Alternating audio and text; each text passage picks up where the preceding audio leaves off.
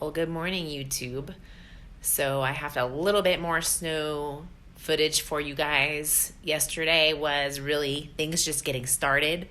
We had a lot of rain, which made quite a slushy mess when the snow happened later.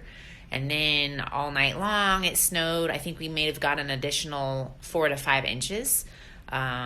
So yeah, I had to update that, a day in the life of living at this elevation. And hope you guys are having a great Wednesday.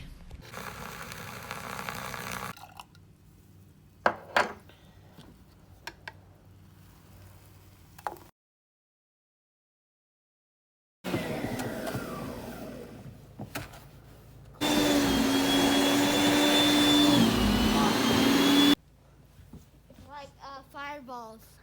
Throwing snowballs at the bunny. Don't hit him.